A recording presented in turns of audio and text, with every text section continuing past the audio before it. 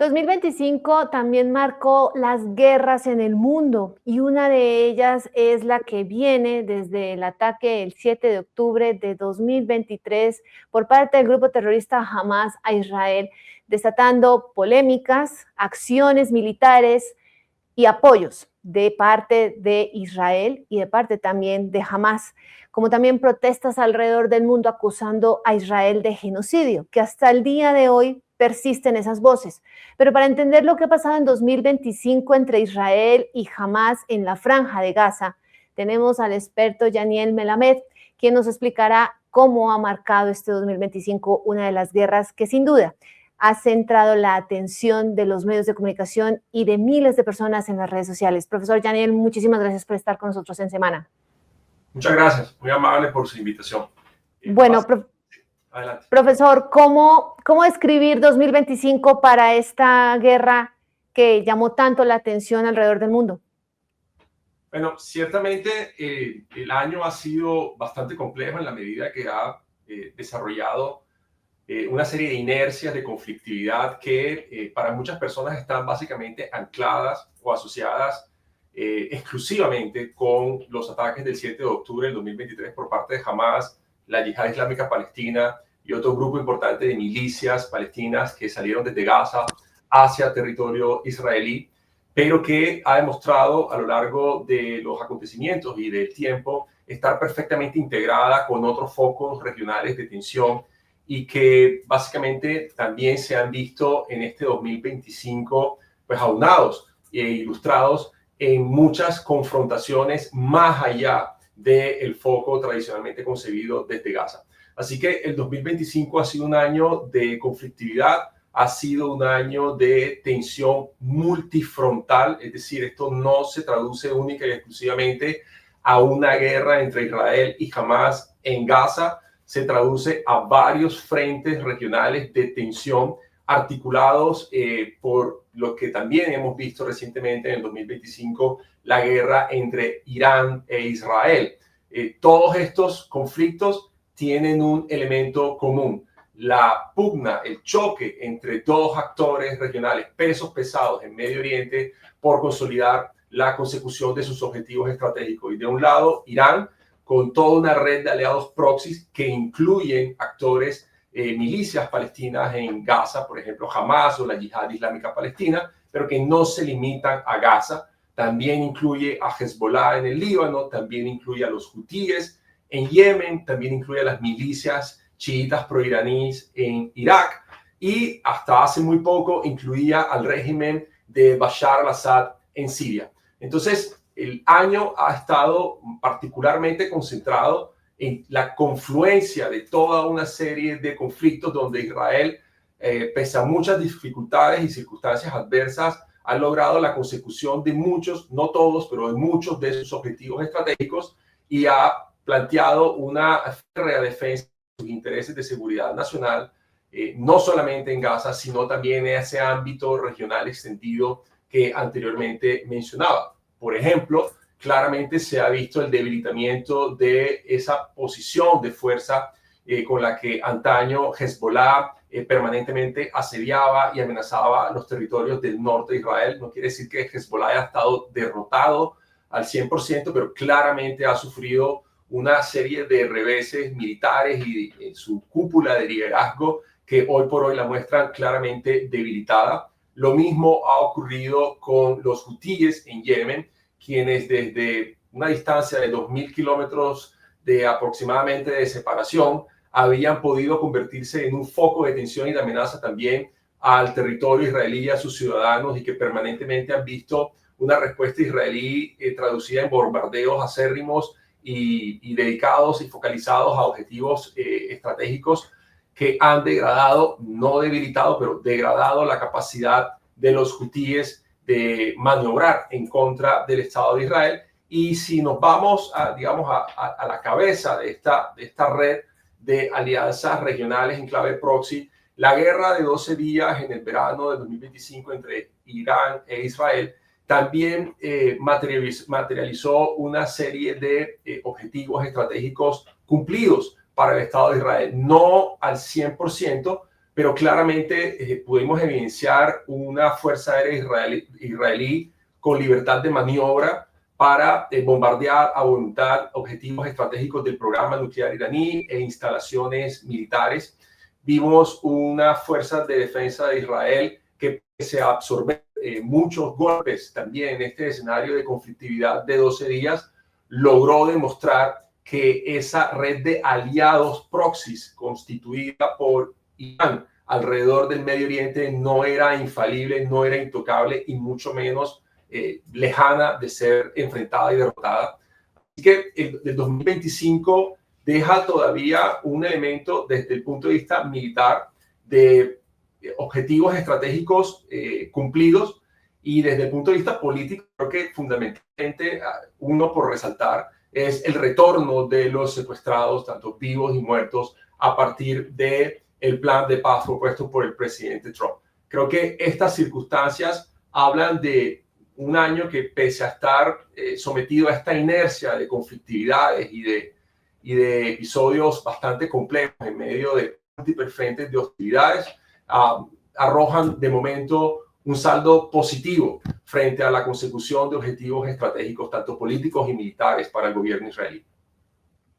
Profesor, dentro de todo este escenario, pues no podemos dejar de lado el protagonismo y también el apoyo de Donald Trump, pero también el papel tan importante que ha jugado el primer ministro israelí Benjamín Netanyahu. ¿Cómo usted describiría las acciones que hizo Benjamín Netanyahu de defenderse de sus enemigos y defender al pueblo de Israel de todos los enemigos, dando golpes certeros? Netanyahu es una figura política muy controversial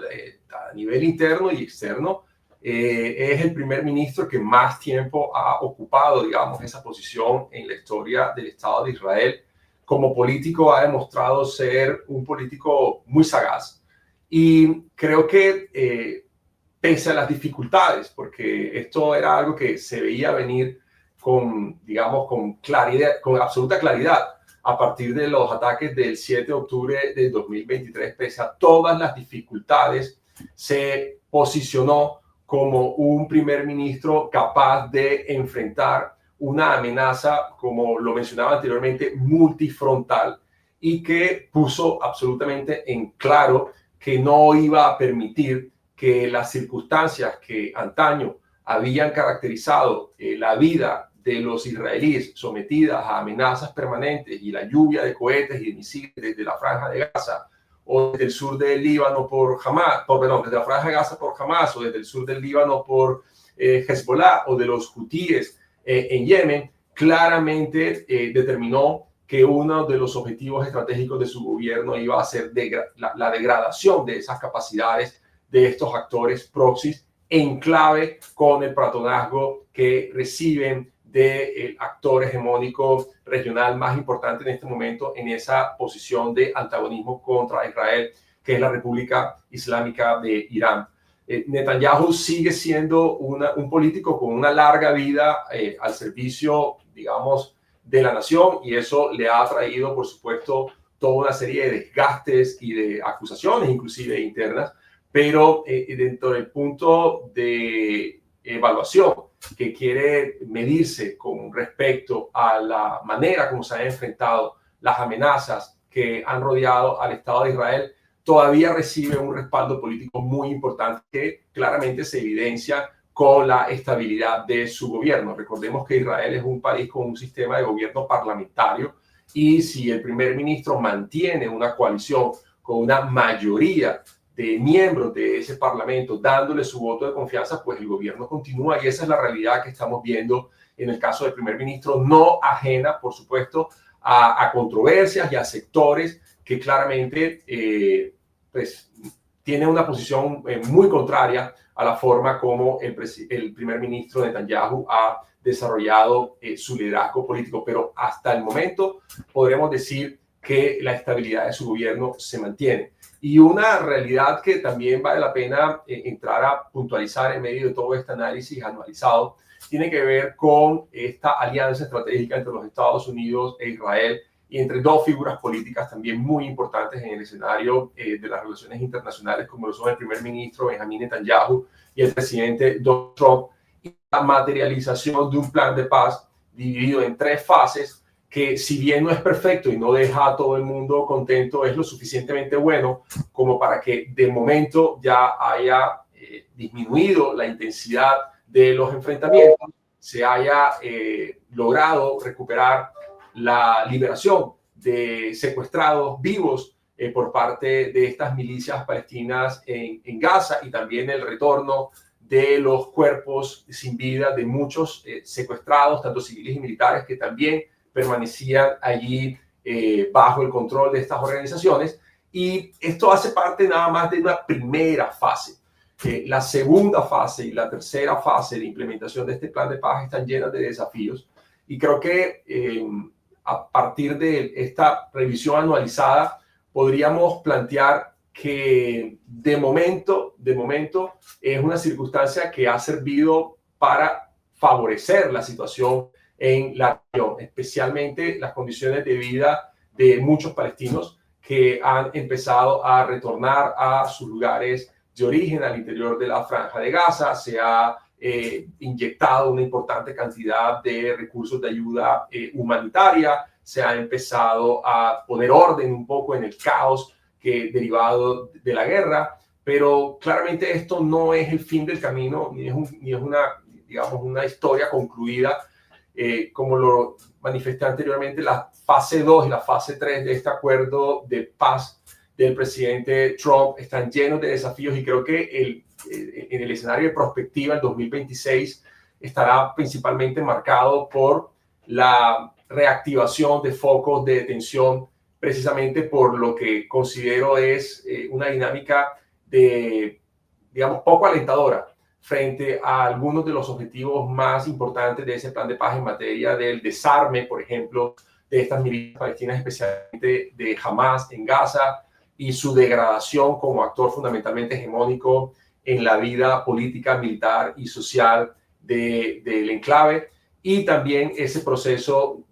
posterior que sería el escenario de reconstrucción de la Franja de Gaza, atado a un proceso de desradicalización de una ideología que promete la vida eterna a cambio de sacrificar, digamos, la vida terrenal presente en favor de la consecución de unos objetivos estratégicos maximalistas. Profesor, y para terminar, si usted tuviera que describir en una palabra 2025 de lo que deja este enfrentamiento entre Israel y Hamas en Gaza, ¿cuál palabra escogería? Traumático para ambos pueblos. Pues muchísimas gracias, profesor Yaniel, por haber estado con nosotros en Semana, y a ustedes recuerden seguirnos en nuestras redes sociales. Para más, semana.com.